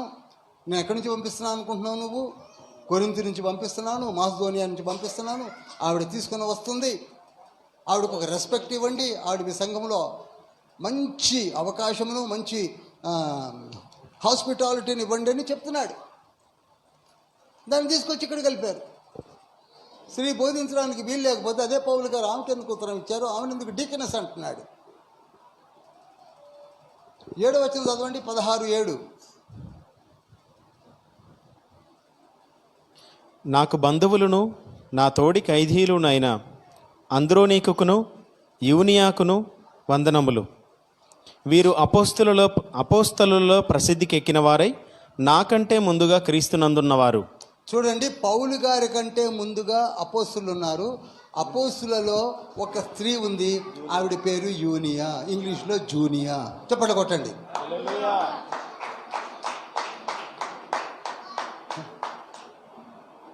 అపోస్తురాలండి, బోధించడానికి వీలేదంటున్నాం మనం. చదవమని చెప్పండి. ఒక స్త్రీ ఏమైంది? అపోస్తురాలంటే అర్థం ఏమనుకుంటున్నారు? 9 వరాలు ఆపరేట్ అవుతాయి. ఆవిడ పేరు యూనియా. ఆవిడ నాకంటే ముందుగా అపోస్తురాలైంది, నేనన్న కడపటి వాడను. పౌలు గారు అంటున్నారు, నాకంటే ముందు అపోస్తురాలు ఉంది, ఆంధ్రోనీకు ఒకడున్నాడు, యూనియా అని ఇంకొక స్త్రీ ఉంది, వీళ్ళిద్దరు నాకు బంధువులు. ఇవి చదవరా?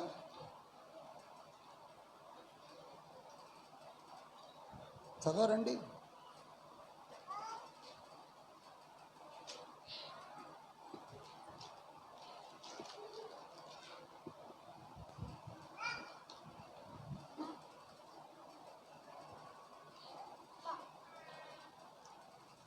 ఇప్పుడైతే అసలు వదిలే, ఉపయోగం లేదు. స్త్రీలలో అగ్రగామిగా నిలిచినటువంటి అపోస్తలత్వము తండ్రి అప్పుడే అనుగ్రహించాడు, ఆ రోజులలోనే. ఇప్పుడేమో స్త్రీలు బోధించడానికే వీల్లేదు, అపోస్తలత్వం లేదు, ప్రవక్తలు కాదు, ప్రార్థన చేయడానికి వీల్లేదు, చదవడానికి వీల్లేదు అని వీళ్ళే పట్టుకొని బయలుదేరారు. ఏం లేదండి, కొత్త నిబంధనలు మీరు అలా అంటారు, కానీ పాత నిబంధన గ్రంథంలో అసలు స్త్రీలు ఎప్పుడు వంటలు వండుకుంటూనే కూర్చున్నారు అన్న వాళ్ళని చూశా. నిర్గమకాండము 15వ అధ్యాయము 20వ వచనం చదవండి. 15:20. మరియు అహరోను సహోదరియు ప్రవక్తియునగు మిరియాము తంబురను చేత పట్టుకొనెను. చాలండి. అహరోను మోషేల యొక్క అక్క అయినటువంటి మిరియాము దగ్గరగా 85 ఏళ్ల వయసులో ఒక తాంబుర చేత పట్టుకొని ఆ రోజులలోనే స్త్రీలకు ఒక నడక నేర్పిన అమ్మాయి. ఆవిడెవరో కాదు, ఒక ప్రవక్తని. ఆవిడెవరండి? పాత నిబంధన కాదా? ప్రవక్తనండి. ప్రవక్తని అంటే అర్థం ఏంటి? దేవుడితో మాట్లాడి దేవుడు చెప్పిన మాటలను తిరిగి చెప్పేవాళ్ళని ప్రవక్తని అంటారు. ఇవి తెలుసుకోరా? అర్థమవుతుందండి. ఈ సబ్జెక్ట్ చాలా వరకు అవసరం మీకు స్త్రీలకు. ఒక దెబోరా అనే ఒక ఆవిడ ఉంది. ఆవిడ న్యాయాధిపతి, ఆవిడ ఒక స్త్రీ, ఆవిడ ఒక న్యాయాధిపతి. న్యాయాధిపతుల గ్రంథము 4వ అధ్యాయం 4వ వచనంలో ఉంటుంది. ఆవిడ ప్రవక్తిని. లప్పోదీతునకు భార్య అయినటువంటి దెబోరా. ఏమండి మీరు చెప్పండి, ఇప్పుడు లప్పిదోతిని చేయొచ్చుగా జడ్జిగా, ఎందుకు దెబోరా అని చేశాడు? చెప్పండి. ఆవిడ ప్రవక్తిని కూడా. దేవునితో మాట్లాడి తీర్పులు తీరుస్తుంది. ఒకవేళ అవసరమైతే యుద్ధం చేయడానికి కూడా నేను ప్రార్థించి వస్తానని బయలుదేరింది. బారాకుతో చెప్పింది. 40 సంవత్సరాలు ఆవిడ 40 సంవత్సరాలు న్యాయాధిపతిగా ఉంది. ఏదో 4 నెలలు కాదు, 4 సంవత్సరాలు కాదు, 40 సంవత్సరాలు ఇజ్రాయేలీలను ఏలింది ఎవరు? ఒక స్త్రీ. ఆమె స్టేట్మెంట్ ఒకటి మంచి స్టేట్మెంట్ ఇచ్చింది, నాకు చాలా ఇష్టం. ఏమిటంటే న్యాయాధిపతుల గ్రంథం 5వ అధ్యాయం 7వ వచనం చదవండి. ఇశ్రాయేలీయుల అధిపతులు లేకపోయిరి. దెబోరా అను నేను రాకమునుపు, ఇశ్రాయేలులో నేను తల్లిగా నుండక మునుపు వారు లేకపోయిరి. చూసారా, అసలు నేను న్యాయాధిపతిగా రాకమునుపు ఇజ్రాయేలీలకు ఒక తల్లి లేని లోటు కనపడుతుంది. నేను వచ్చాక ఒక న్యాయాధిపతే కాదు, తల్లిలాగా ఆదరించాను వాడను. హల్లెలూయా. తల్లిలాగా ఊరడించాను, తల్లిలాగా హత్తుకున్నాను, తల్లిలాగా ప్రార్థించాను, తల్లిలాగా మీకు సమాధానాలు చెప్పాను. 40 సంవత్సరాలు ఏలుబడి చేశాను. ఆవిడ 40 సంవత్సరాలు ఏలుబడిలో ఎంత ప్రశాంతంగా ఉందో చదవండి న్యాయాధిపతుల గ్రంథము. అదేవిధంగా 2వ రాజుల గ్రంథం 22వ అధ్యాయంలో కూడా హుల్దా అనే ఒక ప్రవక్తిని ఉంది. ఎవరండి? హుల్దా. ఆవిడ ప్రవక్తిని. ప్రవక్తిని అంటే మీకు మళ్ళీ చెప్తున్నాను, ప్రవక్తిని అనగా హైయెస్ట్ క్లెర్జీ పర్సన్. అసలు బోధించడానికి వీళ్ళే సంగతి పక్కకుంచు. ఆవిడ ప్రవక్తిని. అపోస్తుల తర్వాత ప్రవక్తలే. 4th stage, 4th step. Miriam, Deborah, Huldah. షెల్లూమునకు భార్య అయినటువంటి హుల్దా ముందు ఇలా చేతులు కట్టుకొని నిలబడ్డారు. షాఫాను శాస్త్రి, హిల్కియా అనే ప్రధాన యాజకుడు, అమ్మా రాజుగారు మమ్మల్ని మీ దగ్గర పంపించారు. మీరెవరండి? నేను శాస్త్రిని. మరి మీరెవరు? నేను ప్రధాన యాజకుడిని. మరి మీకేం కావాలండి?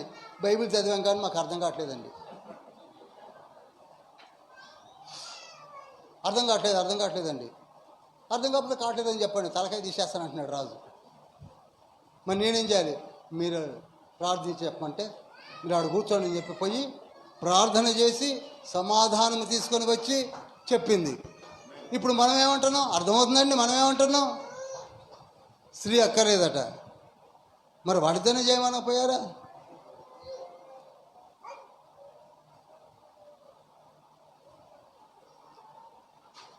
అన్న అనే ప్రవక్తను ఉంది. ప్రియులారా, దేవుడు మనల్ని ప్రేమించి దీవించి ఒక పురుషునిగా ఒక స్త్రీగా ఏర్పరిచి సమానమైనటువంటి ప్రతిపత్తిని ఏర్పాటు చేసి ఒకే రూపమును ఒకే పోలికను ఇచ్చి ఏలుబడి చేయమన్నాడు. ఏలుబడి చేయండి. అందుకే ఈనాడు హైదరాబాద్ సిటీకి వెళ్ళండి, మీకు ట్రైన్స్ ఎవరు నడుపుతున్నారనుకుంటున్నారు? మెట్రో ట్రైన్స్ నడిపేదంతా స్త్రీలే. మరి పురుషులందరూ ఎందుకు ఎక్కుతున్నారు? ఫ్లైట్స్ నడుపుతున్నారు స్త్రీలు. జడ్జెస్ స్త్రీలు ఉన్నారు, సైంటిస్టులు స్త్రీలు ఉన్నారు, స్పేస్లోకి స్త్రీలు వెళుతున్నారు.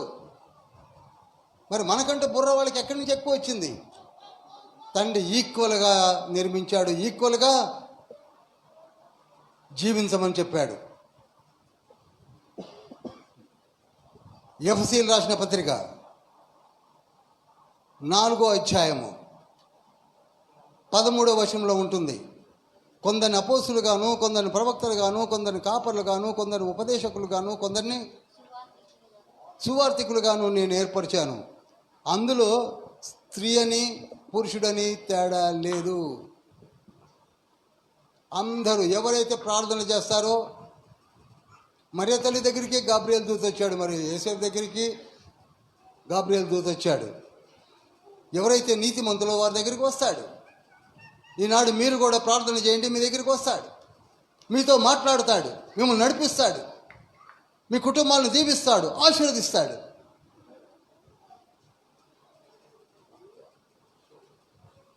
ప్రియులారా, స్త్రీలపై వివక్షత చూపకండి. ఫిలిప్పీ పత్రిక 4వ అధ్యాయం 2వ వచనం ఉంటుంది. యువోదియా, సుంటికేను మీరిద్దరూ కూడా క్లెమెంట్తో కలిసి ఎంతో స్వార్థ పరిచర్య చేశారు. మీ పేర్లు పరలోకమందు జీవగ్రంథంలో లిఖించబడి ఉన్నవి, మీరు ధన్యులు అని చెప్పాడు. ఈనాడు మనం చూడవలసింది ఏమిటనగా, మీ పేర్లు జీవగ్రంథంలో ఉన్నదా లేదా? ఉన్నదా లేదా? ఈనాడు నేను ఇక్కడ నిలబడ్డానంటే ఒక స్త్రీ మూలం. మొట్టమొదటి చెప్పాను, మళ్ళీ చెప్తున్నాను, ఒక స్త్రీ నన్ను కన్నది, ఆ అమ్మని మర్చిపోకూడదు. అదే స్త్రీని తండ్రి నీకు భార్యగా ఇచ్చాడు, ఆ భార్యను మర్చిపోకు. ఆ భార్య భర్తల్లో నుంచి వస్తున్న బిడ్డలను నీవు అదే విధంగా నీవు పెరిగినట్లుగా పెంచు. వాళ్ళను కూడా తండ్రికి అప్పచెప్పండి. వారి కొరకే ప్రార్థన చేయండి. ఇదండి దేవుని కుటుంబం అంటే. హల్లెలూయా, హల్లెలూయా, హల్లెలూయా. ఏదో అందం ఉంది కదా అని చెప్పి అందము చూసుకుంటూ మురిసిపోతే అద్దాల ముందు కూర్చోవడం కాదు. అందాన్ని కూడా కుటుంబానికి వెచ్చించాలి.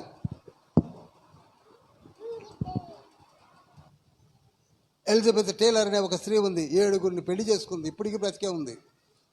సుఖమేమిటి? అందాన్ని చూసి మోసపోయింది. అదే అందం ఉన్నటువంటి ఎస్తేర్ ఏం చేసింది? తన అందాన్ని తన జనాంగం కొరకు ఖర్చు పెట్టింది. ఏ తలాంత అయిన తండ్రి నీకు ఇచ్చినట్లయితే నీకు ఇన్నర్ టాలెంట్స్ ఉన్నాయని చెప్తాను. ఇప్పుడు నేను ఇన్నర్ టాలెంట్స్ ఉన్నాయి. ప్రతి ఒక్కరికి ఇన్నర్ టాలెంట్స్ ఉన్నాయి. ఎందుకనగా మొట్టమొదటి చెప్పాను, ఆదాములో ఉన్నది టాలెంటు, అవ్వలో టాలెంట్ ఉంది. వాళ్ళిద్దరూ కూడా వాటిని ప్రజ్వరల చేసి ప్రభు యొక్క మహిమార్థమై వాటిని ఏం చేయాలి? వాడుకోవాలి. చివరిగా నేను ఈ లేఖనాన్ని ఎప్పుడు చదివిస్తుంటాను, మళ్ళీ చదివిస్తున్నాను. 2వ సమూయేలు గ్రంథము 7వ అధ్యాయము 29వ వచనము. పాస్టర్ గారు చదువుతుంటారు. దయచేసి అందరూ కూడా వారితో పాటు మళ్ళీ చదవాలని.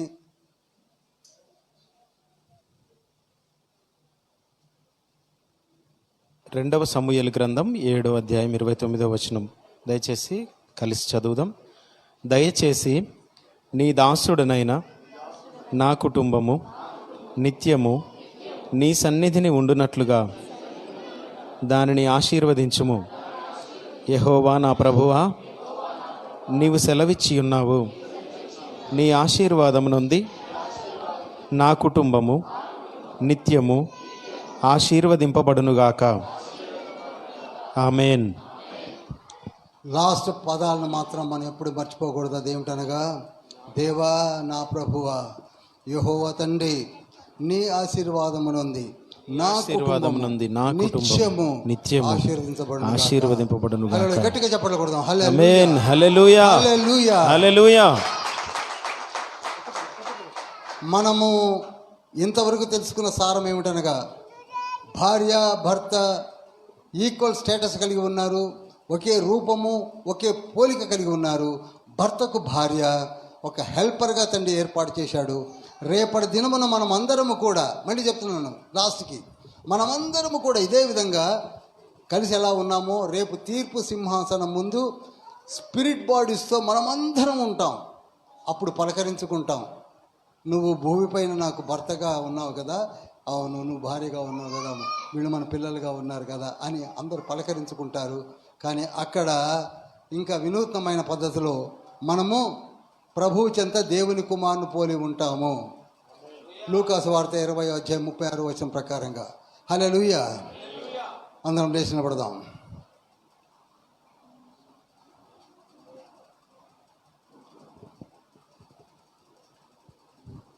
రెండు చేతులు పైకెత్తి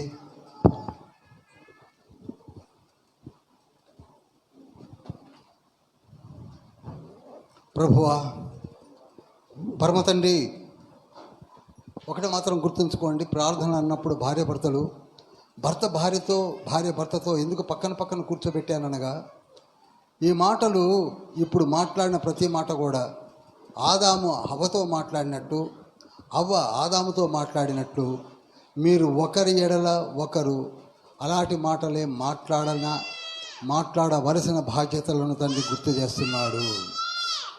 రెండు చేతుల పైకెత్తండి.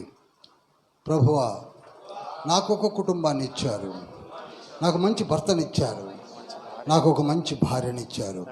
ఇది మీ యొక్క నిత్య సంకల్పమని నాకు తెలుసు. మమ్మల్ని దీవించారు, ప్రేమించారు. మాకిచ్చిన తలాంతులను బట్టి మహింపరుస్తున్నాం. మీరు మాకిచ్చిన గర్భఫలమును మీ పాదము చెంత ఉంచాము. వారిని దీవించండి, వారిని ఆశీర్వదించండి. జనములకు తండ్రిగాను జనములకు తల్లిగాను ఇచ్చిన ఈ మా జీవితాలను మీ పాదము చెంత పరిచి ప్రార్థిస్తున్నాం. దేవా అందుకొనుమా నాదు జీవంబును చేర్చితి దేవా నాకున్నదంతయు ఏకముగా ముదమార స్వీకరించు ఓ దేవా అందుకొనుమా నాదు జీవంబును చేర్చితి దేవా నాకున్నదంతయు ఏకముగా ముదమార స్వీకరించు. చూడండి, కళ్ళు మూసుకొని ప్రార్థిస్తున్న మనకు నీ కళలో నీ భర్త కనపడాలి. ఓ భర్త, నీ కళలో నీ భార్య కనపడాలి. మీ ఇద్దరికి మీ బిడ్డలు కనపడాలి. ఇదే దేవుని కుటుంబం అంటే. దేవుని కుటుంబంలో స్త్రీ పాత్ర అదే. స్త్రీ మొత్తాన్ని కూడా చాకచక్యంతో తన కుటుంబాన్ని కట్టాలి. దేవుడి నిర్ణయం అది.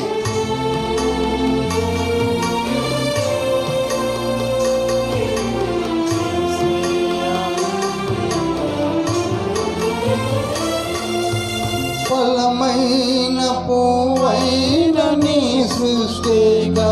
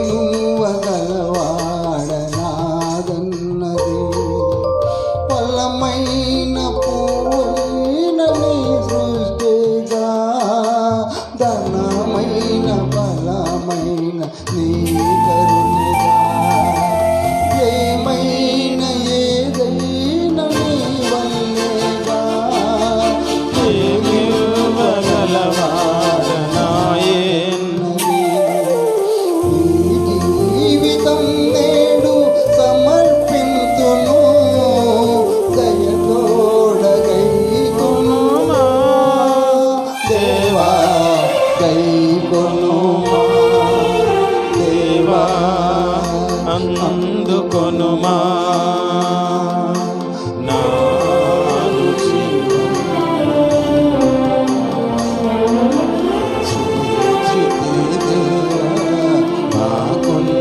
నాకున్నదంతయు ఏకముగా ముదమార స్వీకరించు.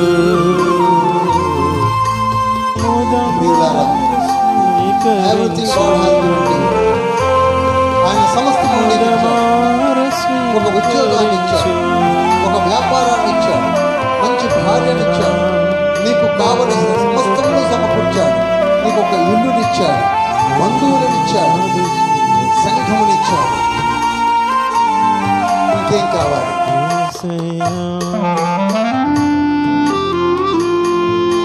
ఇంకేం కావాలి?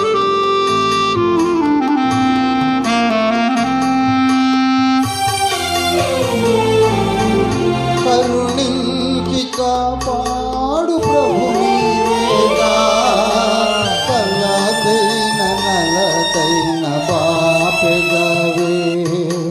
నాకున్నదంతయు నీ వల్లేనే, నిన్ను నమ్మి చేరితే నీ చెంతకు.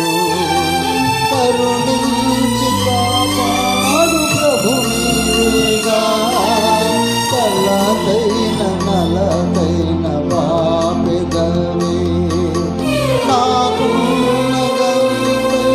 నీ వల్లేనే, నిన్ను నమ్మి చేరితే నీ చెంతకు.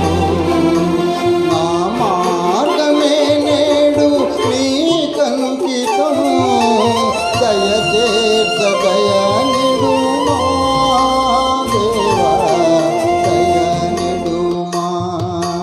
దేవా అందుకొనుమా నాదు జీవంబును చేర్చితి దేవా నాకున్నదంతయు ఏకము దీవించు.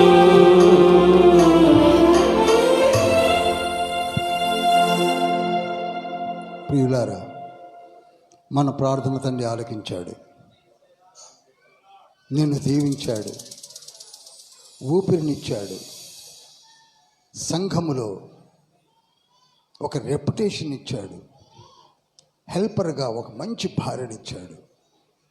ఆవిడ మామూలు భార్య కాదు,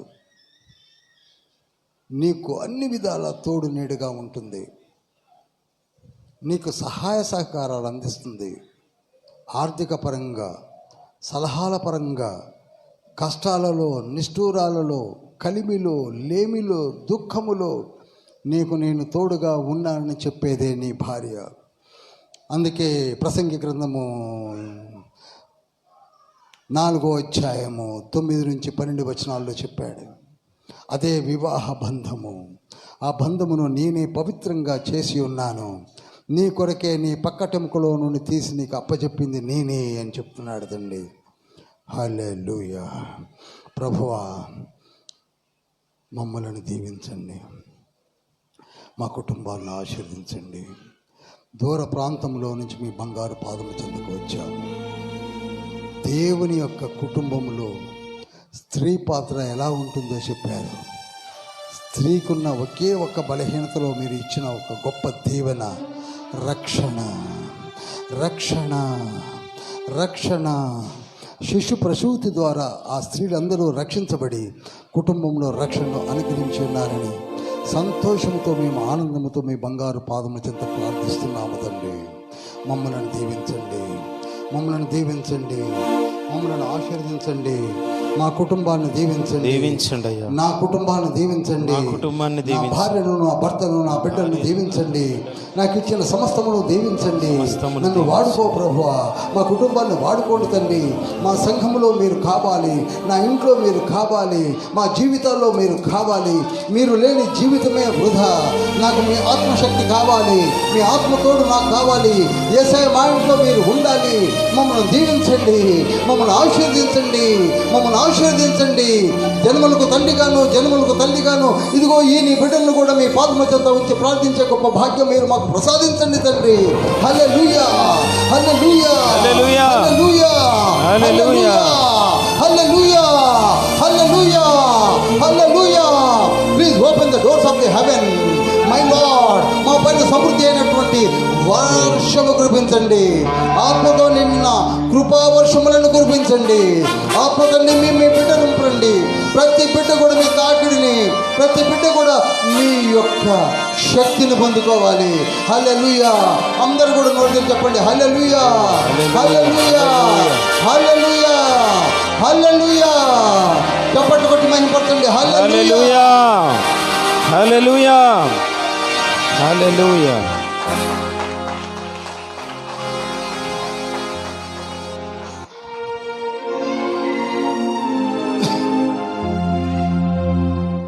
మిక్కిలి ప్రేమ కనికరం కలిగిన మహోన్నతుడ, పరిశుద్ధుడ, బలవంతుడా,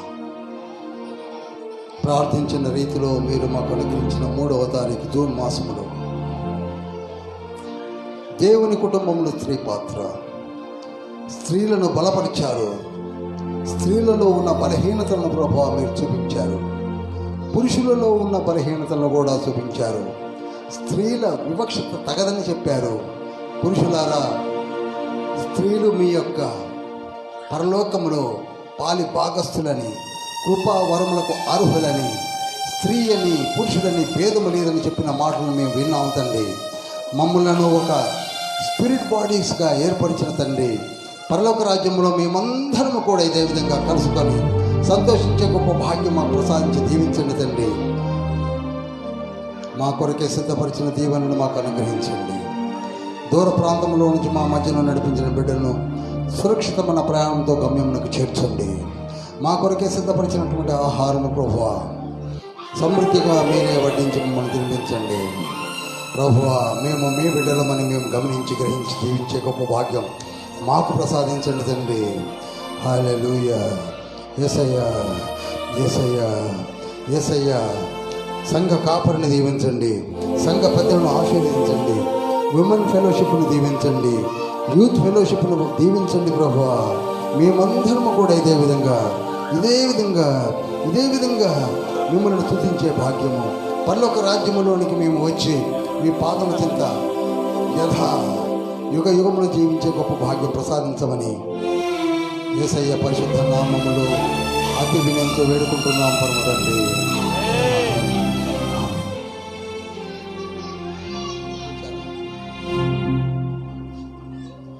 తండ్రి నేర్చిన ప్రార్థన మనము పరలోకమందున మా తండ్రి, నీ నామం పరిశుద్ధపరచబడును గాక, గాక నీ నీ రాజ్యం వచ్చును గాక, నీ చిత్తం పరలోకమందు నెరవేరుచున్నట్లు భూమి అందును నెరవేరును గాక. మానదిన ఆహారం నేడు మాకు దయచేయము. మా ఎడల అపరాధం చేసిన వారిని మేము క్షమించిన ప్రకారం మా అపరాధములను క్షమించుము. మమ్మల్ని శోధంలోనికి తేక దృష్టి నుండి తప్పించుము. ఎందుకనగా రాజ్యము, శక్తి, మహిమ నిరంతరము నీవై ఉన్నవి తండ్రి. ఆమెన్.